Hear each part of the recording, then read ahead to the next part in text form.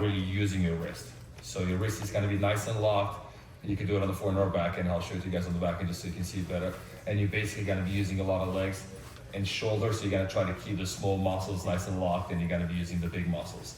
As you can probably imagine, this type of wrist action is used mostly for defensive shots and shots where you're trying to absorb pace and keep the ball low, right? And then the second one that we're gonna talk about is the roll action. So on the dead one, I said we're gonna be hitting the ball without really moving your wrist, so pretty much pushing it from the shoulder. For the roll action, you will be starting in the same position, and instead of leading into it with a dead hand, you are actually gonna be rolling that paddle. So as you can imagine, this type of shot is used for aggressive purposes. Whether you're trying to speed up, whether you're trying to maybe hit a drive, you can use that as well. So I'm gonna be walking through the scenarios and the different types of shots you could be hitting. And like I said, throughout each drill and all that, I'm gonna have you guys maybe ask some questions and we can discuss it. So with that being said, if I can grab one volunteer from the crowd who would like to hit. One over, please. He's got his own paddle. This guy's ready. I love it. Yeah, there you go. Thank you. Okay. Good. How you doing, Warren? Thanks for joining us. So if I can have you on that side of the net, please. All right. So I'll start it off with some dinking.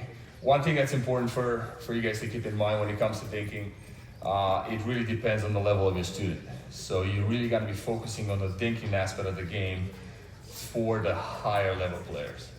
If you have somebody who's maybe just starting or somebody who's below the level of 3-5, I would say, you're still going to run through some dinking with them, but that's not a huge component of their game, so you got to go pretty quick through it. As you progress to the higher and higher levels, the dinking becomes more and more predominant, and that's when you should be focusing a little bit more on it. So wrist actions, like I mentioned, you can use both of those for the dinks. Usually for the dead one, I will hit a couple of those. If you just look at my paddle here, again, using the shoulders and the legs on that.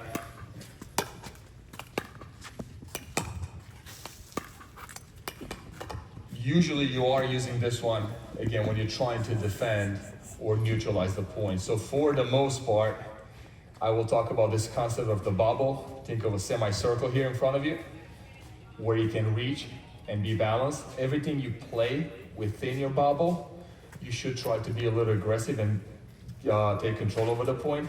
Everything that's maybe outside of your bubble, whether it's too far in front or most importantly out to the side, that's usually when you're gonna go for that dink and try to keep things under control. Okay, so if you don't mind moving me a little bit here, let's say towards the back, there you go. So you can see me locking my wrist here.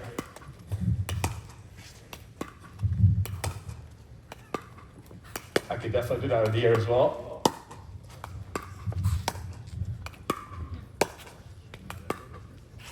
Okay, and that's how I use it for the dink. In terms of the grip pressure, for the most part, for the most shots in this game, you should be pretty loose on the grip. On a scale from 1 to 10, I would say you're probably around a 3. So 1, barely holding onto it, 10 being very firm on it. A 3 is really what you want to shoot for because a lot of it has to do with feel. Okay, for the roll, which is obviously a lot more complicated technically, and this is again a shot that you may be working with more advanced players on, I'm gonna be starting, like I said, in the same exact wrist position, and I'm gonna be trying to work the paddle up and around the ball. So I'm pretty much focusing when I'm dinking of grabbing maybe the back 10-20% of that ball because my target is still only 14 feet away, so I can't really go too far through it. So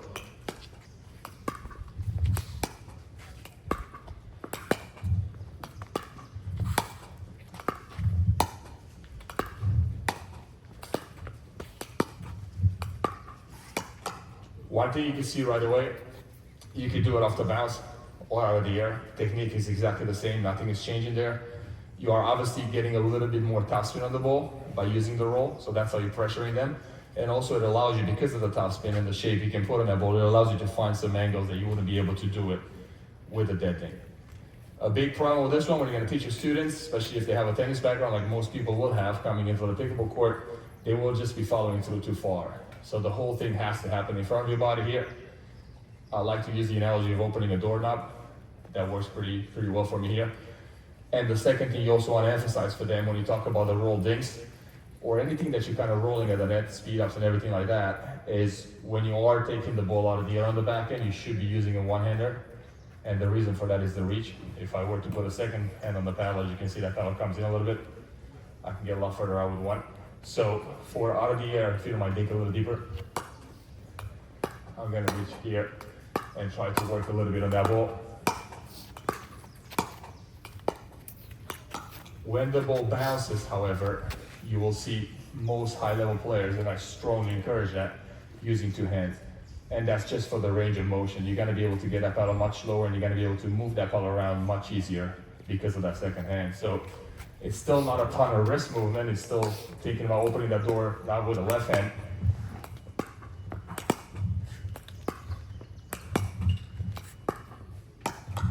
But that's much easier to be done with a two-handed. And just like tennis, when you are hitting a two-handed backhand, most of the work should be done by the upper hand. If you're righty like me, obviously that's going to be the left hand. And that's the thing you want to be keeping in mind over here. So that's the drill in terms of the roll or dead action for the dinks. Let's take a quick question here if anybody has a question. I got a question. Sorry, one over there. Yeah. Using the Eastern grip, man? Oh, that's a great question, yeah. So are you using the Eastern grip? For the more advanced players, you could definitely have them change it a little bit on the grip here because they know what they're doing. The shot you definitely have to always be ready for in this game is the fastball at you. And for that fastball, you're gonna have to be in continental. So as long as you're skilled enough to where you can maneuver around the grip, but in a ready position, you're gonna come back to continental and be ready, then I'll say the answer is yes. If you're working with beginners or intermediates, I'll probably just say keep them in continental the whole time. Yeah. I was assuming left hand, you kind of grab the paddle with the index finger? Yeah, so left hand positioning on the two-handed backhand. Paddles come in different shapes and forms, and some have a longer grip, some don't. Mine is a standard grip here, and for the most part, this is the grip length you will find. You don't really have to overlap your hands. I strongly suggest you don't do it, and I have pretty big hands. But the left hand is gonna come up, and then yes, my index finger is up on the paddle here, on the paddle face. And then on the forehand, Yeah, so on the forehand, should you do that? Look, the answer to that would be no. I think you want to keep all your fingers down on the paddle here. You will see some players putting it up a little bit here just to be able to control the paddle. That obviously takes away a little bit more of the snap and the ability to generate some pace. You will, however, see some pros up there as well, and especially people with maybe a ping pong background. You will see some of that. Some of them will be choking up on the paddle. Again, ideally, especially when you have a two-handed backhand, you should be holding in a normal grip down there. Okay, so that's the story again with the dinks and all that. So now we're gonna move back a little bit here. In transition, you can still be up there. So this is the area that usually gives people a lot of trouble, right? Getting from the baseline to the net, you're gonna have to go through a transition area, and that's where the balls get popped up, or you're just not able to get there because you're missing it. So in this area, for the most part, you should be teaching your students the dead action. And the reason for that is it's very, very hard to be rolling from here and to get that ball in the kitchen, especially if you hit a pretty fast shot. So just hit normal pace. If I'm trying to roll that one, I'm gonna have that one should be pretty easy, but if he goes a little faster, yeah, that's usually what happens with that one. You will see some top level pros in the world rolling some half volleys from here. They're the top level pros in the world, and if you can do it, I'll say you can get away with it, do it. But I strongly suggest you'll see guys that play probably top 5 in the world in men's and women's, for the most part, using the dead action here. And again, the reason for that is just much easier. All you're trying to do is get that ball out in the kitchen so you can advance behind it. So it's much easier when you're in here. You can go a little faster, you have to take it easy on me. There you go. That's it. Coming. So whether I'm resetting like I'm doing now, whether I'm gonna hit maybe a half volley, if you want. Yeah, there you go. Just easier again to absorb pace in this area. So I strongly suggest you're probably gonna be moving from the baseline as you're doing that. You're gonna be in this area.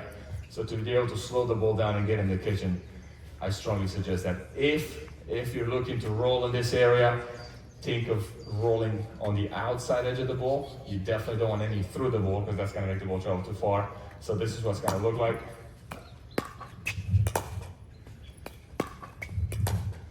Even that one got away from me a little bit. Again, this is very tough to do, but that's usually where you're going to be using that one. Same thing with the back, and if you don't want to hit a couple to my back in here, you'll see me use my two-hander.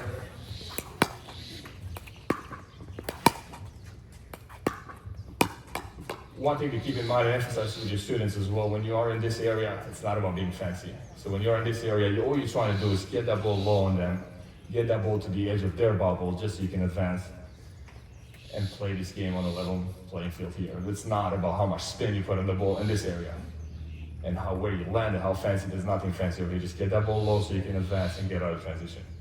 Okay. And then obviously the baseline. So here you're definitely going to be using both wrist actions. If you're going for the drive and you're trying to go fast, you're obviously going to be doing quite a bit of roll. Super easy to be teaching this to your students because, especially if you have a tennis background, the biomechanics are very, very similar here. So much bigger backswing, obviously, starting the paddle below, and I am going to be rolling out into it.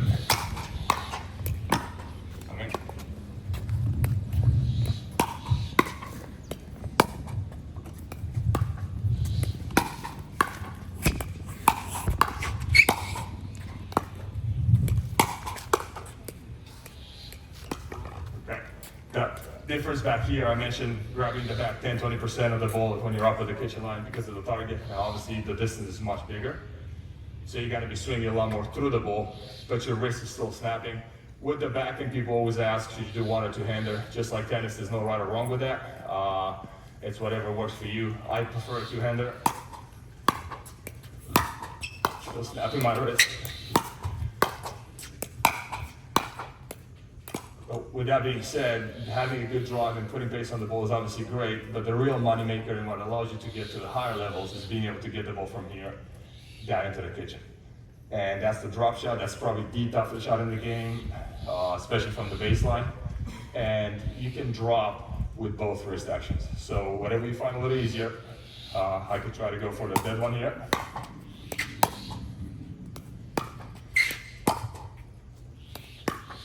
So in the match, I'll obviously be advancing behind that. Oh, sorry. That's all right, go ahead.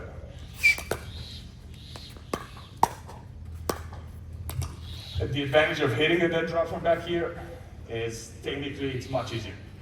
There's not a ton going on with my hand, so I can control the distance a little bit better. There's not a ton of spin that goes on the ball, so again, I can really control how far I'm hitting and where I'm landing it. The disadvantage of hitting a dead drop from back here is that's going to give the ball's going to travel slow, it's going to drop slow, so it's going to give him a lot of time to step back and take a shot at me in transition. Okay. If I were to use my roll from back here, you can see that ball dipping and dropping a lot faster, so that's going to make it much harder for him to be aggressive.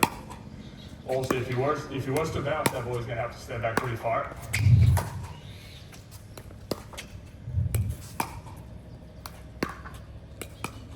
The only trouble with rolling from back here, it's a very difficult shot. You have a little bit of extra shape because of the topspin. So if you're not really landing that ball right in front of that kitchen line where you're shooting for, it does become pretty attackable. So that's the price you're paying. It's a higher risk reward shot. As you become more and more advanced from back here, you probably want to be looking at dropping with topspin, so using the roll.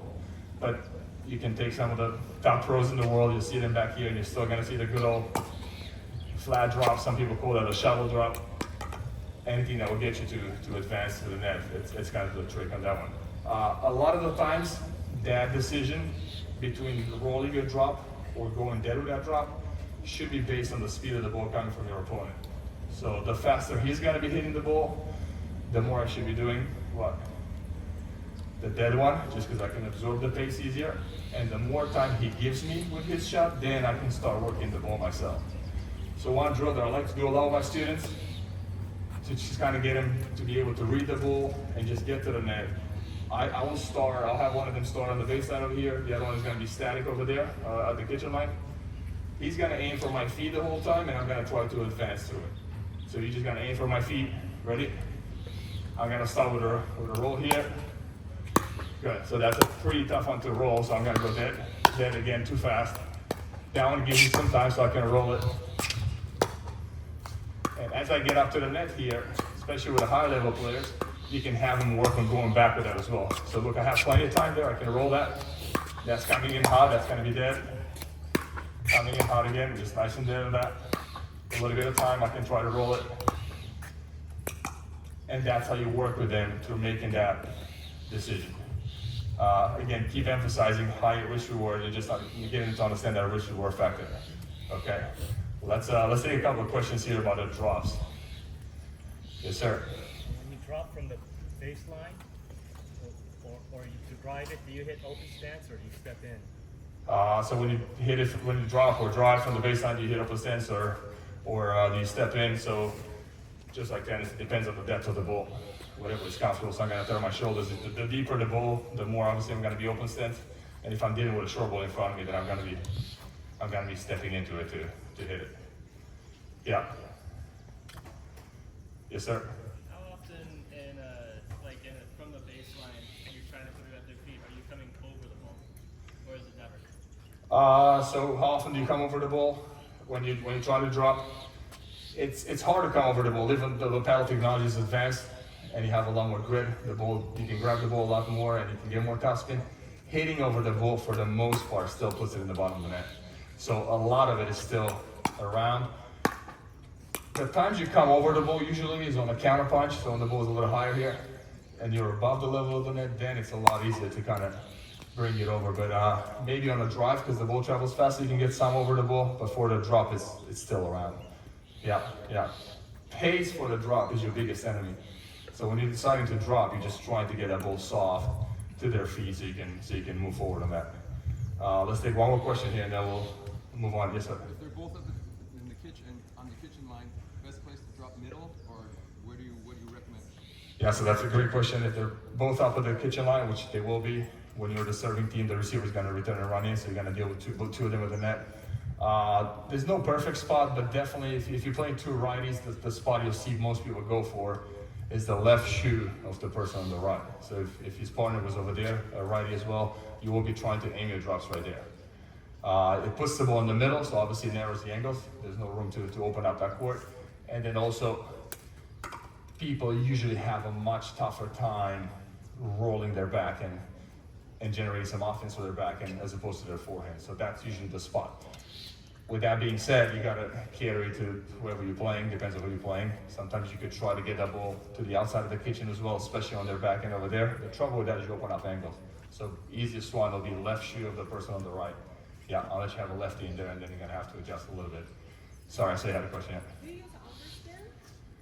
Do you use underspin? So the answer is yes, but it's not so much because I'm cutting it. It's because I already start with an open face. Right, so whether I'll show my backhand just because you can see it right away, the paddle is open. If the ball is outside of my body, like I said, to be able to lock my wrist, I can't really keep that tip down, so I'm gonna lift it up here, but it's locked again. Yeah, and because the paddle is open, as I'm moving my shoulder, I'm automatically getting some backspin. I do not suggest trying this. I think, again, it's the more acceleration, the more you're doing that, the harder it's gonna be to land the ball there. So the answer is yes, but not because, again, you're trying to chop at it.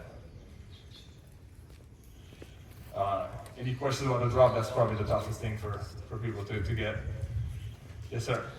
When you're hitting that drop on your forehand side, are you hitting that behind you a little bit? Not really. So I try to, I'm a huge believer that control is in close proximity to your body. So I try to keep my elbow tucked in here, and I try to do the best I can to play that ball within my bubble. Whether it's out of the air or off the bounce doesn't really matter, but I try to play it in here. Sometimes obviously they're gonna hit it hard and I might have to play it out to the side as well, but I do everything I can to not let it get behind me. Usually if the ball gets behind you, you should have probably volleyed it. But what you're trying to avoid is overextending in this area because there's no reward for it. Overextending here obviously gives you a chance to attack and makes that kitchen as small as possible for them, so there's a big reward there. Once you step off the kitchen line, there's absolutely no point of reaching. unless you just get better against the ball. But in front of you here, you should just let that ball get to you, keep that elbow in, and you're gonna be able to control it a lot better. That's what gives a lot of trouble to people when they get in here. All of a sudden, you see them kind of trying to just take a little side step there and just try to keep that elbow in. Same thing when you were letting it bounce first on the half ball exercise? Yeah, it's the same exact thing. And like I said, the decision to let it bounce is not so much mine. It kind of depends on the depth of his shot. Because instead of volleying something that I can maybe volley out there, again, there's no reward for me to do this. That just makes it very hard for me to drop it in there. It's a recipe for disaster. That same shot, instead of volleying it over there, I'd rather just half volley it and play it off the bounce here. Because over here, again, close to my body, I can do this all day long. It's just, I'm balanced, my hand is in control of it. Yeah, so there's no reward with that. Okay, so now moving on to one of the more important shots. We talked about the drop probably being the most important. Now you want to have the ability to create some offense around the kitchen line here. So the way you're going to create some offense, it's obviously, like I mentioned at the beginning, with the roll. So whether it's a roll volley or a speed up off the bounce, you are going to be using the action that we talked about. You are going to start in the same exact spot, but the only difference now, for a ding, I talked about the back 20% of the ball because I'm trying to land the ball there and get him to pop it up. For an attack, I start the same exact way, but now I'm going to lead into the ball a lot further. So you still cannot really tee off, because if I go too fast from here, I'm going to run out of room. But I can definitely accelerate through the ball and get a lot of pace.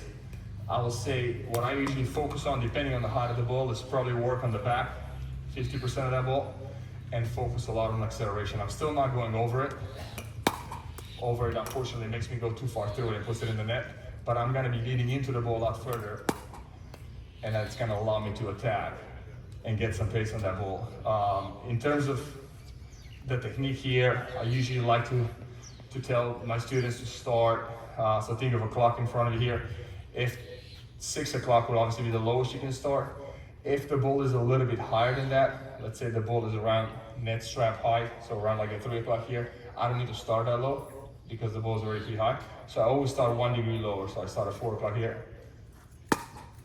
And that allows me to attack. If, again, super advanced, the ball is really low, all the way down here, you can still attack that one if you have a loose enough wrist by going up and around it. You just gotta be careful how much ball you're grabbing with that. This is the shot you want to spend a lot of time with your students and work on, because then it's not going to be any kind of safe spot in the kitchen where they won't be able to attack from. And that's really the goal as a player. There shouldn't be anything safe in here. You know, you want to keep the pressure on your opponent as much as possible. So for your forehand, depending on the height of the ball, again, you're going to be starting with a paddle below the wrist. 6 o'clock will be the lowest. Contact will be up around here. And just for defensive purposes on the next shot, you should try to stop at 12 the furthest.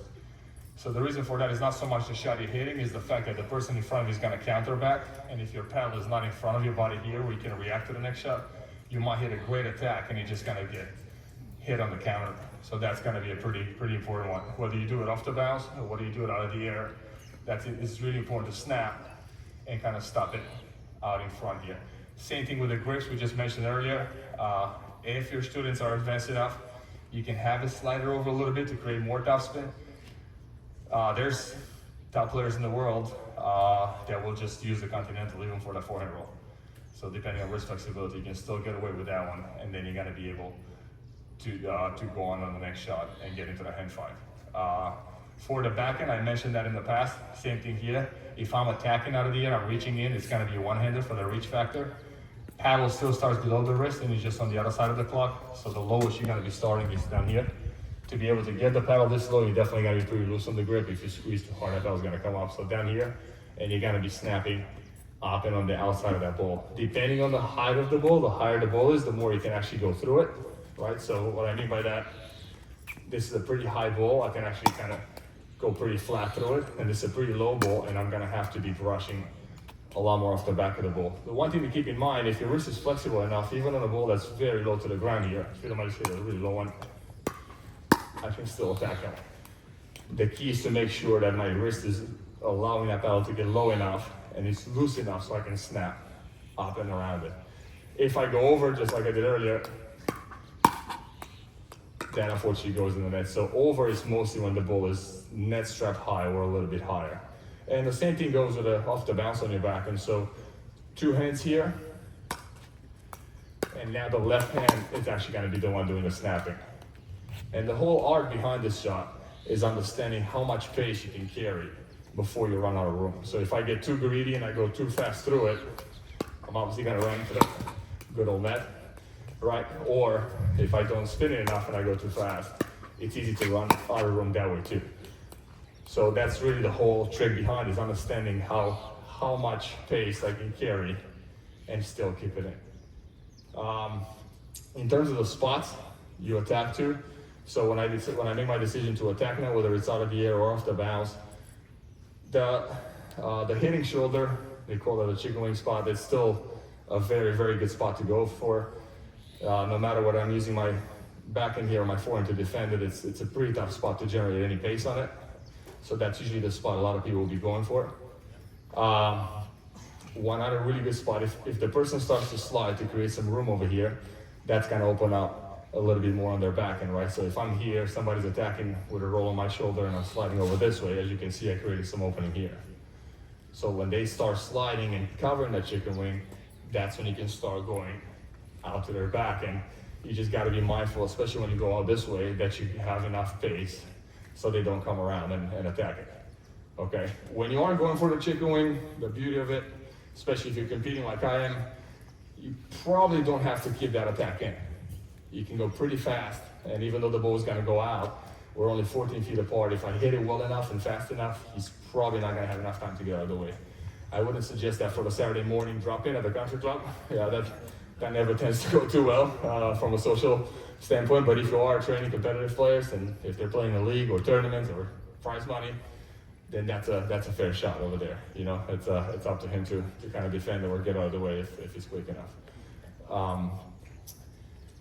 Any questions about the attacks here, the roll, in terms of the technique, or yes? So when would you suggest taking a backhand roll with 2 hands out of here, as far as like a down low ball? So where would I suggest taking a 2-handed backhand attack out of the air? Never. It just takes away your reach. So I guess if the ball is high enough, if it's a terrible drop, or you're just dealing with something that's around here, then I would go with 2. You will see some people attacking with 2 from here, from a lower position. I just think, again, look, that's about as far as I can go. Now, if I go with 1, look at that. So it's just such a big advantage. I guess to answer your question, if you're working with a student that maybe doesn't have a very flexible wrist and struggles with a one-handed roll, which you will run into people, that's a pretty tough shot to do, then that's probably when you might want to start working with them. But that should be the last resort. I would try to emphasize as much as I can, trying to go one-handed there. Yes? Andrei, how often on a shot like your speed ups, you're not going for a winner, I'm assuming. You're just going to get the hand battle started. Yeah, that's a great question. So when you are speeding up, what exactly you're looking for? You're looking for a winner, and the answer is no for the most part. Maybe at the lower levels you can speed up and kind of win the point with it, but you're definitely looking for a combo. You're looking at least 2 shots ahead. So if I were to speed up, let's say to his chicken wing, as soon as I sped up, say I do a backhand off the bounce and I sped up to his chicken wing, you'll see me kind of sitting here, ready for what I call the cleanup. So it's a speed up, cleanup combo. Those combo could be super different depending on where the ball goes. For the speed up, we talked about the spots you should attack on. If you were to counter, for the most part, unless he mishits it, if I were to attack to his forehand, I would know the next shot will be coming just natural across the body. So if I go to his forehand, the next shot will probably be coming middle. So as soon as I sped up, I'll probably take a step over this way and look at my forehand. If I were to sped up at his chest or to the middle, which means it's going to be his backhand, then that shot likely, again, just the way the arm is moving, it's likely coming over this way. So you'll probably see me stepping around this way. But it's always a combo. And it's not, 2 shots definitely could go past that, but it's speed up, clean up, that's what I'm looking for. Yeah. Would you ever speed up in the transition zone? That's a great question. So, would you ever speed up in the transition zone? The answer with speed ups in general is you should speed up as long as you get away with it. So, at the lower levels, you're definitely gonna get away with it, right? Because I'm gonna speed up, and if it works, do it. As you get to the higher levels, one thing that improves the most, the big difference, is the counter punch. So if I speed up from here, in a tournament, I'll probably eat the next counter. Yeah, I mean, I have so much room down to my feet, and yeah, I just don't think it's gonna be too effective. But if you could do it and get away with it, do it. Yeah, that's a lot of people ask, hey, how high should the ball be when you speed up? And obviously, the higher it is, the more attackable it is. But also, it's very heavily dependent on who's in front of you, how well they can counter. If he counters really well, that's when I'm gonna start thinking to him. You know, if you watch any pro pickleball or the higher level pickleball, even the 5-0 and above, the reason people dink is not because they like it. Nobody likes to dink. We do it because we can't really get away with bad attacks. The quality of the counter punch at that level is too good to be getting away with it. So then I have to dink enough until I get a look where I feel like I can attack it well enough to be able to get ahead in the point. And do you almost always go down the line? So yeah, the attacks from a tactical standpoint, the attacks should, for the most part, go to the person in front. Pretty straightforward, least amount of time to react, shortest distance.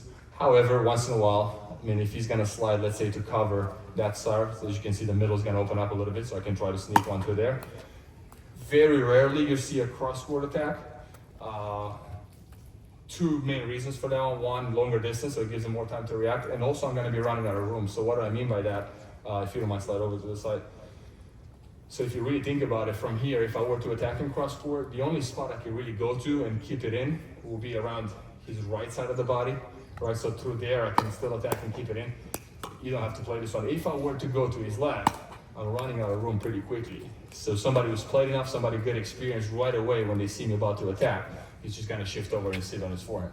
He knows that anything that's gonna go this way, it's out, so he don't have to worry about it. So there's not a ton of targets I can hit him with over there. If he's back in front of me, now all of a sudden, obviously I can get him in the hitting shoulder here, which is again super tough to defend. As soon as he's gonna start to slide over to defend that, he's gonna open up the middle for me, so I can go over there, right? And if you'll run into some people who really like to sit forehand, if he's gonna sit forehand, then that's gonna open up out that way. Or if the ball is high enough and somebody sits forehand like that, don't try to go hard, just try to get the ball down low to their left hip. There's no chance they can defend that. But for the most part, people will be sitting towards the back and side of the paddle to cover their body. Yeah. Yes, sir. So if you attack cross court because you're given more distance, do you put your partner at a disadvantage? 100%. Look, like I said, if he's sitting there doing what he's supposed to be doing, which is sitting forehand, if he sees me up to no good here trying to attack, and he knows his back and is protected, he's just going to be taking a massive forehand swing. And usually, just because, like I talked about, the way the arm is moving, his arm is going to be moving right to left. This person is a sitting duck. The only way to get away with it if he mistimes it, which is going to happen once in a while. But if he's on it, yeah, then my partner is going to be in some big trouble there. Yeah, especially coming off the forehand there. Yeah. So I think you already mentioned part of the decision or the thought process is speeding up. What else besides the height range are you kind of factoring in as additional variables, whether they're speed up or just just keep thinking and being patient? Yeah, so additional variables in terms of speeding up or when to speed up. Like I said, actually to me, and I strongly believe that it's not so much the height of the ball. I think that's an important factor, but it's how good my opponent can counter. So the better they can counter, the more I'm gonna be playing slow and looking for a better look. If I tested the waters earlier, which I always try to do, and his counters were not that convincing, maybe he just sits on one side of the body, or maybe he's scared of pace or anything like that, then I'm gonna be attacking pretty much at will. It's gonna be a beautiful day of pickleball for me. I'm gonna get away with a lot of stuff. So yeah, that's the main factor, is how good is his counter. Second after that, obviously, is the height of the ball. If he's got a good, halfway decent counter, then I have to make sure the ball is high enough where I can get the ball a little bit lower on him. And then outside of that, there's obviously different things as well. Location. Look, if I'm speeding up off the bounce from here, I better either be hitting a winner or be in charge of cleaning that up, because if I speed up from here, there's obviously a lot of room for him to counter and get outside of it. So location on the court is very important, and then my balance as well, my overall balance, because like I mentioned earlier to their question, it's a speed up, clean up combo, at least 2 shots. So if I'm speeding up and I'm severely off balance here, even though I might hit a good one, look, like there's no chance I can defend the next one.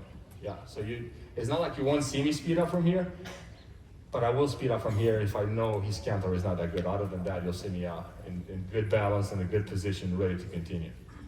So that's kind of what I factor on. Yes. All right, so it looks like we've covered the speed up there. So next thing I'm going to talk about here is the counterpunch, the ability to defend that speed up. And at the lower levels, this is one of the most important shots you can teach your students. Everybody hates the bangers, right? They don't like playing against the bangers. And like I mentioned earlier, the reason you're gonna struggle against the bangers is if you don't have a good counterpunch. If you have a good counterpunch and you can get the ball down on the bangers, they're not gonna be able to advance. So back up for a second if you don't mind. And try to hit me with the ball. You don't have to be that nice to me. All right, move up a little bit. Rifle one, I mean, just go hard. Ready? Bring it. All right, he's on now. Yes, sir, bring it. So as you can see, right away, I'm able to get the ball down to his feet. So the last ball that he hit, I know it's going to go out, so there's no chance. Again, rifle it. He's got no chance to advance on that, and that's because of my counter. So that's why it's extremely important to talk to your students and have them understand. You still want to go, bring it. Good. And at that point, he's going to have to drop. Yeah, if I struggle though, if I start doing that, then obviously that shot becomes very effective. That's why you want to work with your students. First and foremost, you got to get them to understand that he can cover your body without moving out of the way.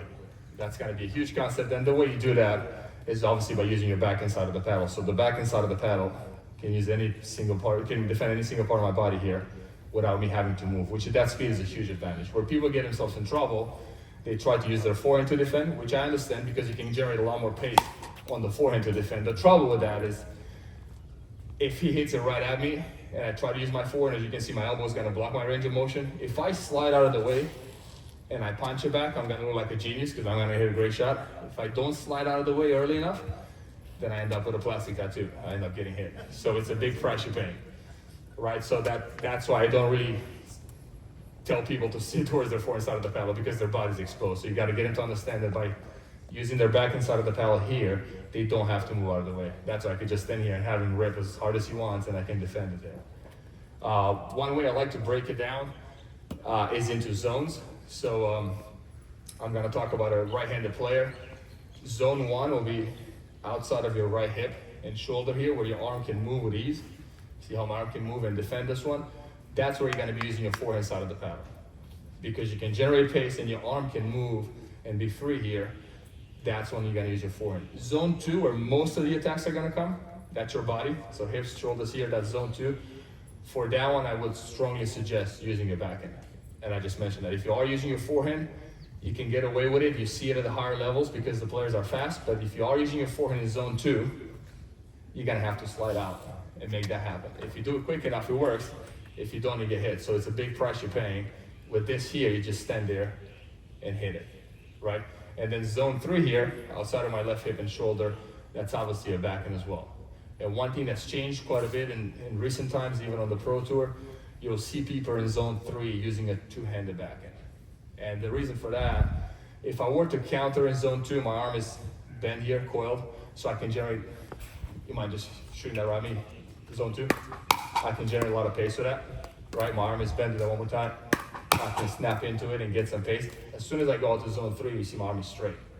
So then even though I might be getting it, just go out if you don't mind zone 3, there's not a ton of pace I can put in, right? So that's where that second hand comes in and allows me to accelerate through it.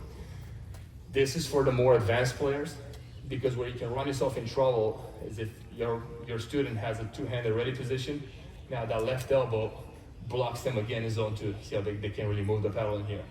So it's really important that they're able to cover their body. I mean, safety and all sorts of other reasons, but zone 2 is the one where most of the attacks come through, and they have to be defending that zone 2 extremely well. So if they're good enough at being here, defending this, and then all of a sudden bringing the paddle out, then I would strongly suggest teaching them that way. Otherwise, it's fine to keep them on one hand just because their bodies are not exposed. They're able to defend that. In terms of the grip pressure for this shot, this is probably the only shot in the game what I probably tell my students to be around a 9 in terms of grip pressure. You really want to be as firm as possible. The key as you're hitting that shot is to make sure your wrist doesn't break. There's no need to use your wrist. The pace is already on the ball, so all you're doing is just punching that ball back out towards it. So there's not a ton of wrist action over there. You are moving your arm should be moving very aggressively, but your wrist shouldn't really be breaking. And also one aspect that's extremely important, I mentioned control being in close proximity to your body. Power is in close proximity to your body as well, just like I mentioned with the arm. So if I allow that ball to get, even though I'm playing in front of me, if I allow that ball to get close to me here, I can actually extend, snap, and put a lot of pace on that ball. One major issue you see with people countering is their paddle is already there in that ready position. So at that point, how much can I be generating? There's just not a ton of snap left, right? So now all of a sudden I bring it in, and I can definitely put some pace on it. Easier said than done because the ball is coming in fast at you, especially if you're maybe teaching a beginner and they're scared of the pace of the ball. That's a tough concept for them to grasp. But the more advanced players, you should definitely have them understand the fact that they can get a lot more power contacting the ball here. Their paddle is gonna get out there, but they gotta contact the ball close to their body, and then they can keep it on a little longer to generate some pace with that. Same thing with the forehand. And I like to think of that forehand like a high five in terms of technique. The forehand counter, just wrist is locked and I'm just extending out towards that target. Some people that come from a ping pong background, you see them with the forehand swinging a little bit over this way. As you can see, the wrist is still locked, so the wrist is definitely not snapping at that speed, but the arm is moving very aggressively, and that's how you're gonna answer that attack with some pace back on your end. Okay. Any questions for this one? Because that's a pretty important one. Yes, sir. How do you, when you're up at the kitchen line, he's on the baseline, gets a really hard shot at you, how do you hit a drop into the kitchen, like a reset? So the question is, if somebody's rifling a ball from the baseline right at you, how do you reset it in the kitchen? You shouldn't try to hit that shot. Yeah, so look, can you do it? Yes, but it's a very high risk reward shot. You can definitely try to do it, but it's hard to absorb the pace.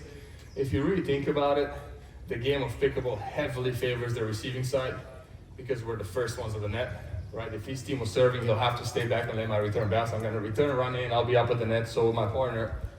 So now he's got to overcome that transition, and that's the toughest part of the game. So if he rifles at me, I'm going to try to keep him back, actually. Yeah, so my best shot in that one will be to push him back again there. Right? That's because I want him over there. Can he win points from there? Yes, but the odds are definitely heavily in my favor here. He's gonna miss a lot more than he's gonna make when he's back there. Most of the points are won here at the net. Yeah.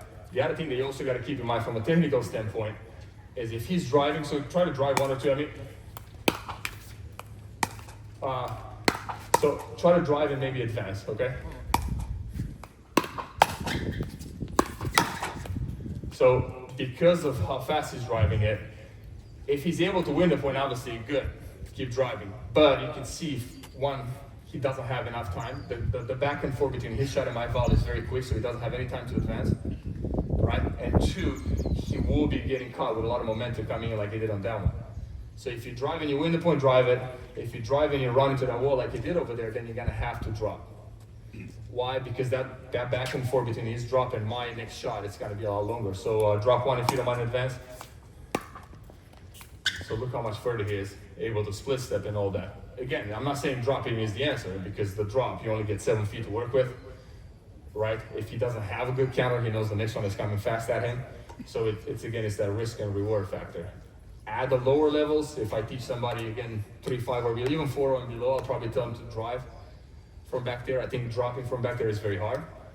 And as they start to come in a little bit, then they can drop and make their life easier to get in. The toughest thing in this game is that transition, especially at the lower levels. That's what people struggle with. So you never do a drop into the, when you're up at the kitchen, you never drop it into the kitchen? So when I'm up at the kitchen, do I ever drop it into the kitchen myself? So if you were to drive to me, if I were to drop and hit a winner, then that would be great because I won the point. But if I were to drop and he gets to it, just drive one if you don't mind, right there, that'll be fine.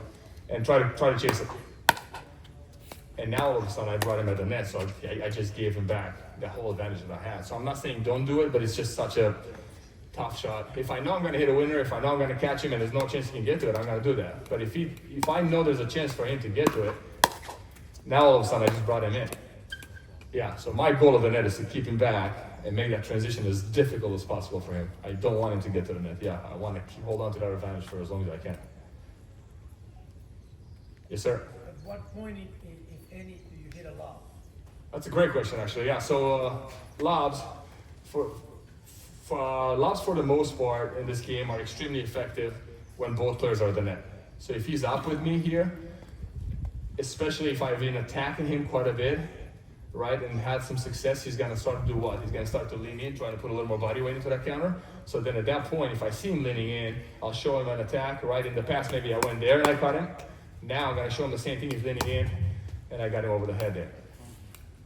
Very effective from the kitchen line. At the lower levels where people don't really have that strong of an overhead, or their movement is maybe not the greatest, you can get away with lobbing from other spots as well. But I think the only aggressive lob you can hit is probably from the kitchen line. You can do the lob from back here to defend. If you're barely getting to the ball, you might as well throw one of those up there and just stay in the rally. But the kitchen line is definitely where you want to use the lob the most. And you can use it as an aggressive tool, for sure. And also, do you lob in front of you or cross court? Do you lob in front of you or cross court? Both lobs now are actually okay. Because if you are lobbing cross court, you get a little more distance to work with. I still prefer, for the most part, lobbing in front of me, especially if I'm over on this side of the court, because I know I'm going to be lobbing over his backhand. So even if my lob is not the greatest, if I hit an average lob, I know he's going to have to defend it with that side of the paddle there. Yeah, go ahead. Ready? So it's just not as easy for him to get the overhead. Usually when I lob, I definitely try to lob over there, assuming they're righty, try to lob over the left side of the body. So even if they get to it, they're all of a sudden here. Can they get the ball down? Yes, especially somebody with a strong shoulder can bring it down, but it's not the same as this one. This one is going to come back at you in a hurry. Yes. Okay, one or two more questions, and then we're going to have to wrap it up here. Sure. So I kind of understood what the gentleman over there said about their reset or hit a short ball after Yeah. a drive, because I think the tendency of what we work with is older population. Yeah.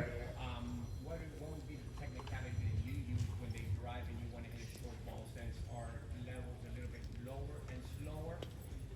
And obviously the grip tension, I understood it, is nice and firm. That's my first question. The second question, when you hit a lob, wherever you hit it, who usually has a tendency of going forward? Again, we're talking about, in my case. No, great questions. Yeah, and look, this is what I was catering into. That's why I mentioned it from the beginner to the top pros in the world. You definitely work in the country club. You're not going to have too many 5-0 plus players, but in certain aspects, the game is the same for everybody. So, if working with somebody who doesn't move that well, they're driving and I'm trying to hit it short. Two ways to do it. One would be to open up my paddle face and be able to generate a little bit of backspin and drop it in there. But that's for us pros because we have the touch.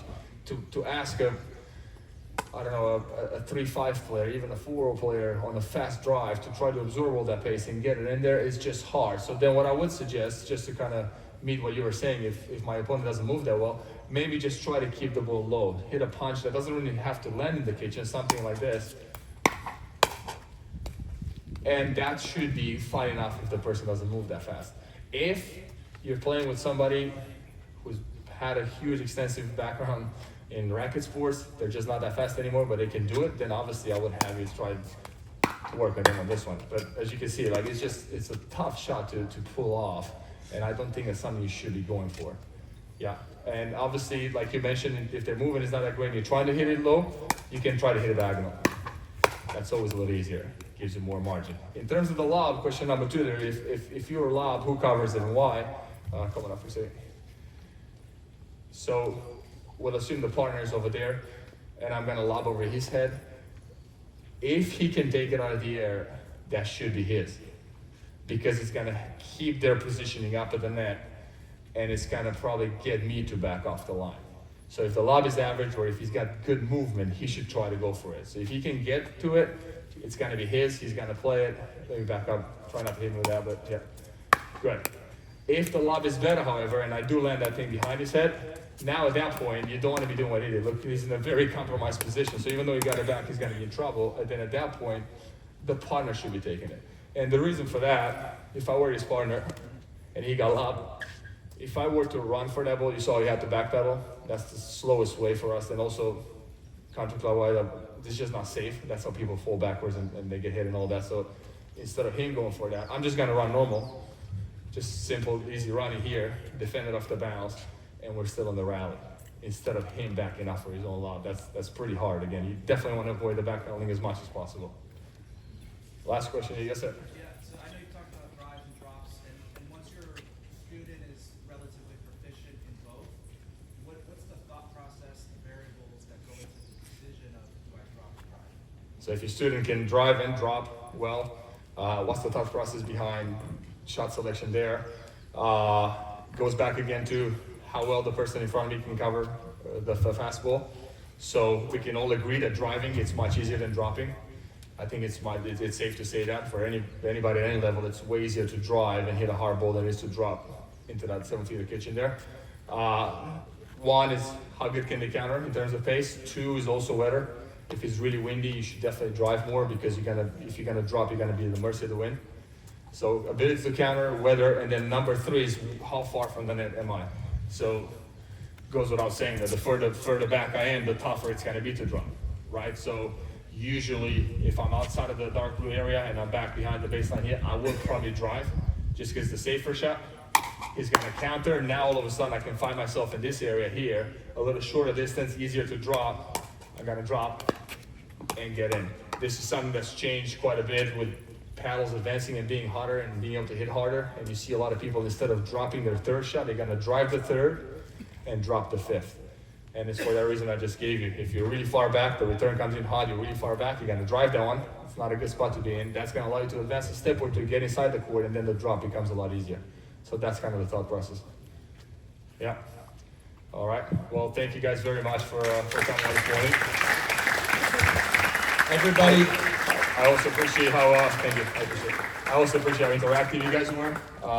Thank you for the support. Thanks for coming out this morning. And yeah, I'll be back later today and tomorrow. So look forward to seeing you guys around. once again, Andrei Daescu. And how about another big round of applause for our volunteer, Warren Fulginzi out of Albuquerque,